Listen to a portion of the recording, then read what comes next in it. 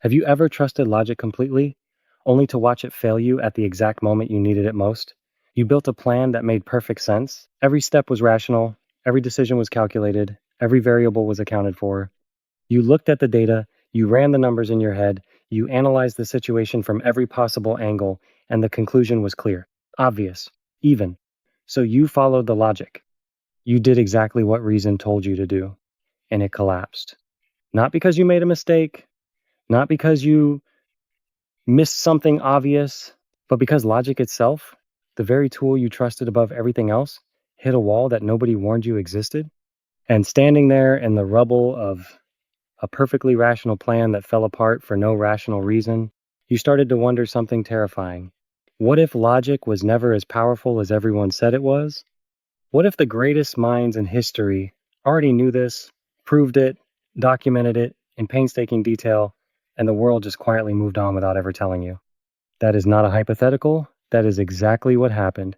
And the man at the center of this story is Blaise Pascal, a 17th century French mathematician and physicist who, through a series of discoveries so rigorous and so far reaching that they still echo through modern computer science, probability theory, and physics, demonstrated something that the intellectual establishment of his era was completely unprepared to accept. Pascal did not just push the boundaries of human reasoning, he found the edge. He mapped it with geometric precision. He showed through empirical experiment, through mathematical proof, and through philosophical analysis that logic alone, unaided, unanchored, and unhumbled, will always eventually arrive at a point where it cannot move forward. And then history, in one of its most remarkable acts of collective amnesia, filed his findings under philosophy and moved on to build machines and empires on the very assumptions he had already cracked open. So, stay with me for the next few minutes, because what Pascal discovered about the limits of logic is not ancient history. It is the operating instruction manual for your mind that you were never handed, and understanding it changes the way you think about everything. To understand what Pascal proved, you have to understand where he started. He was born in 1,623 inches, Clermont, France, and by the time he was 12 years old, he had independently derived the first 32 propositions of Euclidean geometry without ever being formally taught them. His father, Etienne Pascal, a tax commissioner, was so startled by this that he began allowing Blaise to attend meetings of the most advanced mathematical minds in Paris, including the circle organized by the friar Marin Mersenne, which functioned as the informal scientific academy of early 17th century France. At 16, Pascal published a paper on conic sections, a branch of geometry dealing with the shapes produced when a plane intersects a cone that contained what is now called Pascal's theorem or the mystic hexagon theorem. The theorem states that if a hexagon is inscribed in a conic section, then the 3 points of intersection of its opposite sides will always be collinear, meaning they will always fall on a single straight line. This was not a minor result. René Descartes, upon reading it, initially refused to believe it had been written by a teenager, insisting it must have been the work of his father. The theorem was a genuine extension of projective geometry that would not be fully appreciated until the 19th century. When mathematicians began systematically developing the field, Pascal had quietly inaugurated. But what matters for our story is not just the brilliance of the result. What matters is what the result revealed about the nature of geometric reasoning itself. Pascal was already, at 16, thinking not just about mathematical facts, but about the structural architecture of mathematical proof. He was not just solving problems. He was examining the machinery that allowed problems to be solved at all. In 1642, at 18 years old, Pascal built the Pascaline, the first mechanical calculator in history that was practically functional. He built it over the course of several years and approximately 50 prototypes to help his father perform the enormous volume of arithmetic required by his tax work. The machine used a system of interlocking gears and wheels in which each wheel, numbered 0 through 9, would automatically carry a value to the next wheel when it completed a full rotation, mimicking the carry operation in manual arithmetic. This was not a toy. It could add and subtract 6-digit numbers, and through a complementary method, it could also perform multiplication and division. Pascal sold around 20 machines during his lifetime, though the manufacturing costs were so high that it was never commercially successful. What the Pascaline represented, beyond its mechanical elegance, was a radical philosophical claim embedded in metal and brass that the formal operations of arithmetic, which had always been considered an activity of the reasoning mind, could be performed by a mindless mechanism that followed rules without understanding anything. The machine did not know what it was doing. It had no concepts, it had no intentions, it just moved. And yet it produced correct answers with the same reliability as a trained human calculator. This observation, which Pascal noted explicitly, planted a seed that would not fully germinate for 3 centuries, when Alan, Turing, and others began asking the inverse question: if a machine can perform the operations of reason, what exactly is it that reason does that a machine cannot? Now, here is where the story becomes genuinely strange. In 1646, Pascal became involved in a series of experiments inspired by the Italian physicist Evangelista Torricelli, who had demonstrated in 1644 that a column of mercury in an inverted tube would not fall all the way to the bottom, but would instead leave a gap at the top. The accepted Aristotelian explanation for this was that nature abhors a vacuum, that the universe would never permit a truly empty space to exist, and that some subtle matter or invisible fluid must always fill any apparent void. Pascal was not satisfied with this explanation. He designed a systematic series of experiments to test it. In 1647, he performed what became known as the Puy de Dôme experiment, in which he sent his brother-in-law, Florin Perrier, to the top of the Puy de Dôme, a volcanic mountain in the Auvergne region of France, with a mercury barometer. The prediction was precise and testable. If atmospheric pressure was the force holding the mercury up, then at a higher altitude, where the column of air above was shorter and therefore lighter, the mercury should fall lower in the tube. The mercury did fall lower, by approximately 3 inches, exactly as Pascal had predicted. This was the first rigorously controlled field experiment in the history of atmospheric physics, and it proved 2 things simultaneously: that the vacuum exists, that empty space is real and not prevented by any natural principle, and that atmospheric pressure is a genuine physical force exerted by the weight of air, not a mystical property of nature or an Aristotelian quality. The established natural philosophy of the day had been built on the assumption that the vacuum was impossible. Pascal did not argue against this assumption philosophically. He went to a mountain and measured it out of existence. What makes this scientifically extraordinary is that Pascal then extended these findings into the field of hydrostatics, publishing his treatise on the equilibrium of liquids and his treatise on the weight of the air in a period of intense productivity in the late 1640s.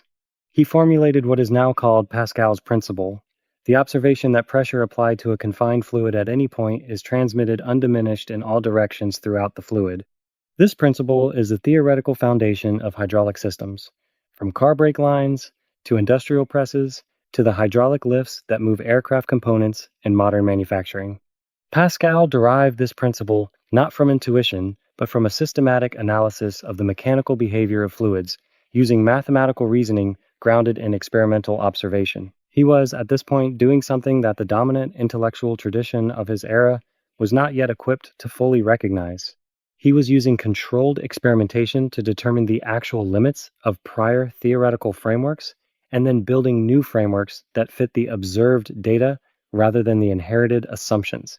And this is precisely where the thread that runs through everything Pascal did begins to become visible. He was not simply a mathematician who also did physics. He was a thinker obsessed with a single underlying question, approached from every angle available to him. What can formal reasoning actually prove, and where does it break down? The mystic hexagon theorem showed him the extraordinary power of deductive logic when applied correctly within its domain. The Pascaline showed him that the mechanical execution of logical rules produces correct outputs without any accompanying understanding. The atmospheric experiment showed him that inherited logical frameworks, however internally consistent, can be empirically falsified by a single careful measurement.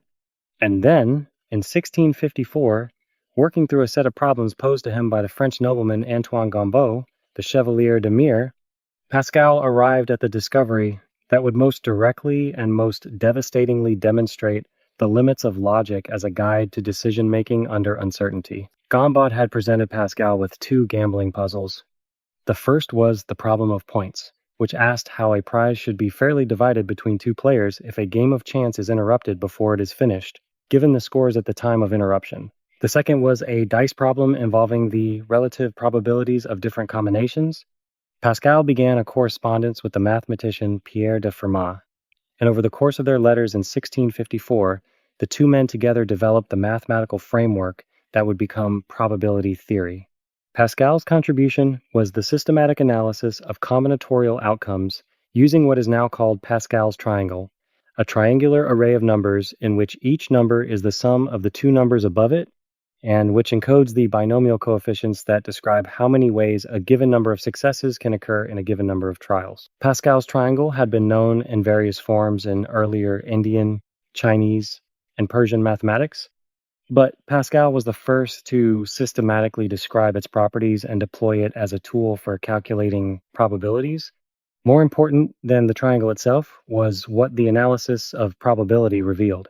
That many questions which logic had previously treated as unanswerable, questions about what will happen in uncertain future situations, were in fact precisely and rigorously answerable in terms of likelihood, even if they could not be answered in terms of certainty. Probability theory did not extend the reach of deductive logic.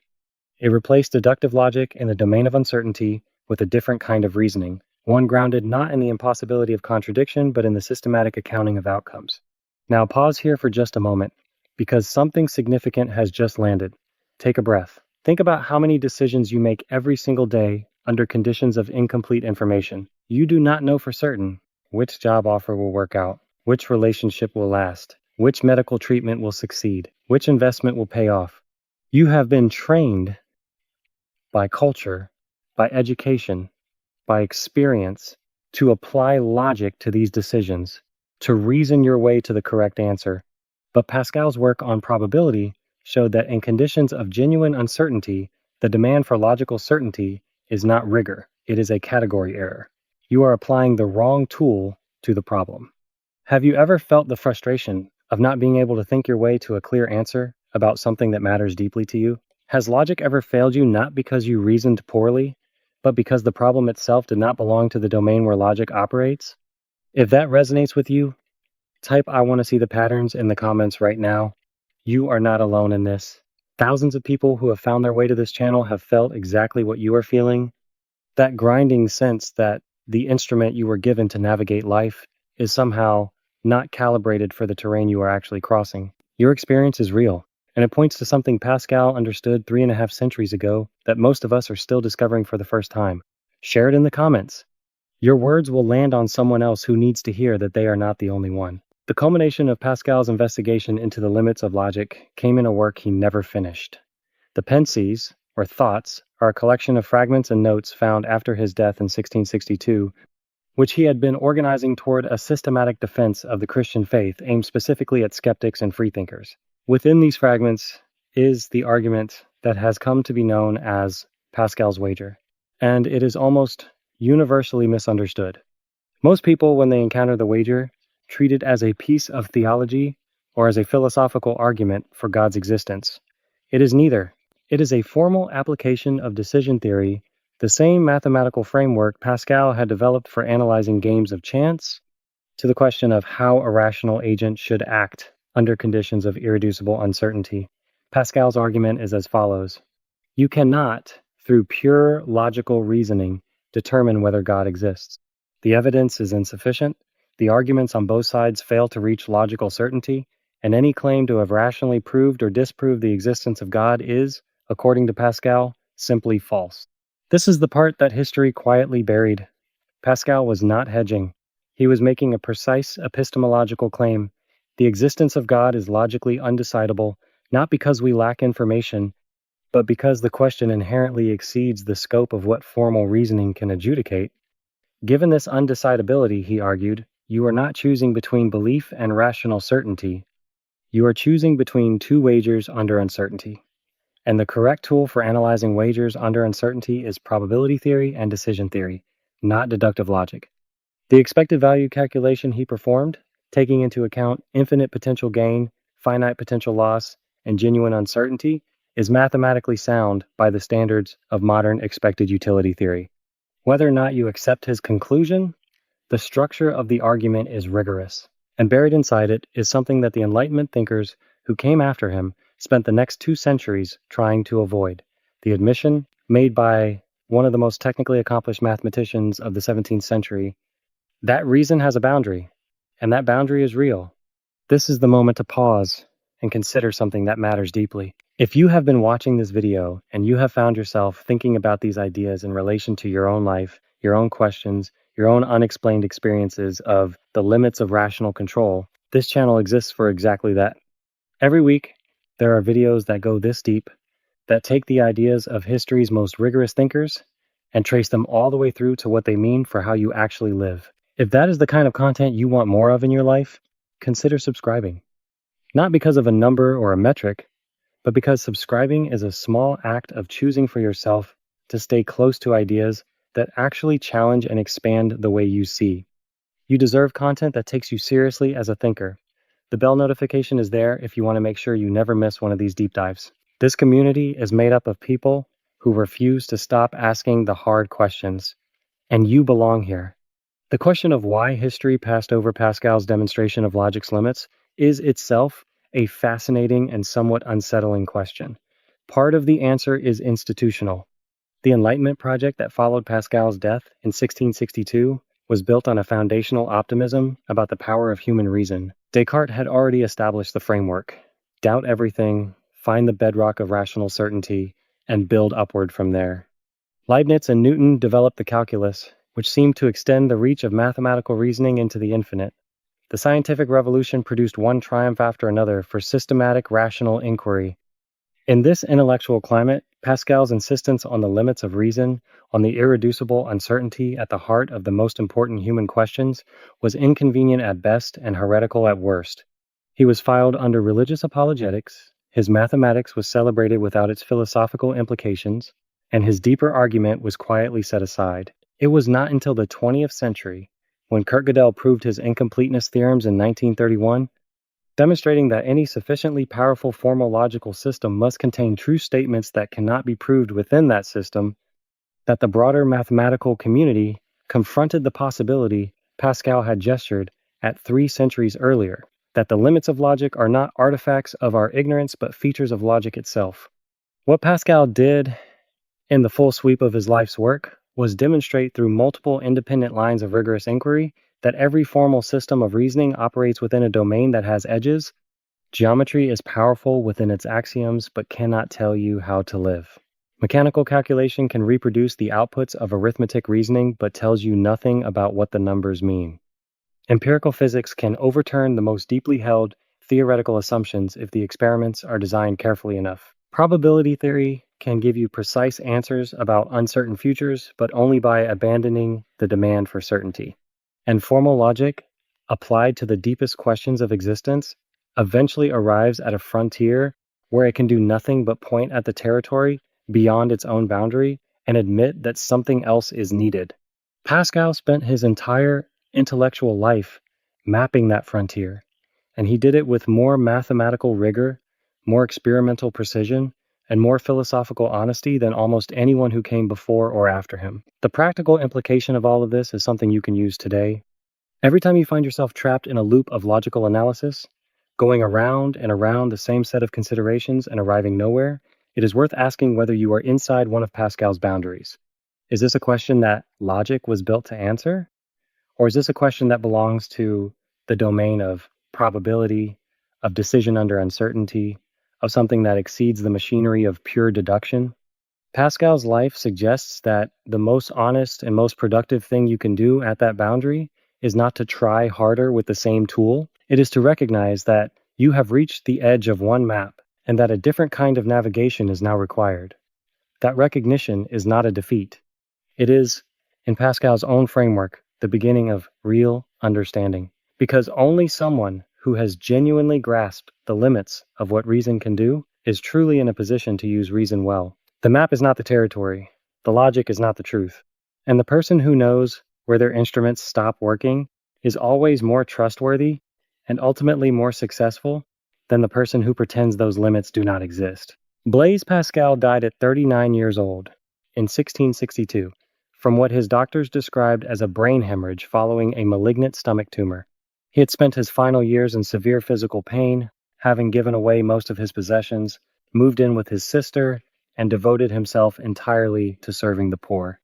The man who had built the first mechanical calculator, who had founded the mathematical theory of probability, who had proved the existence of the vacuum and the reality of atmospheric pressure, who had extended projective geometry and invented the hydraulic press and organized the first modern public bus system in Paris, died with almost nothing material to his name. But sewn into the lining of his coat, in a hidden pocket close to his chest, they found a piece of parchment. It described an experience he had had on the night of the 23rd of November, 1654, an experience of what he called fire, of overwhelming certainty, of finding the answer to the question that his logic had been unable to answer. He had carried it for 8 years without ever telling anyone. That small piece of paper, sewn into a coat and carried against a dying man's body, is in some ways the most precise document Pascal ever wrote. Not because of its theology, but because of what it says about the nature of the search. He spent his entire life proving, with rigorous scientific and mathematical tools, that the tools of rigorous science and mathematics are not enough. And then he carried the evidence of what he found at the boundary for the rest of his life. Close enough to feel, but hidden from public view. That is not irrationality. That is the most honest thing a brilliant mind can do. Follow the logic all the way to the edge, and then honestly report what you find there.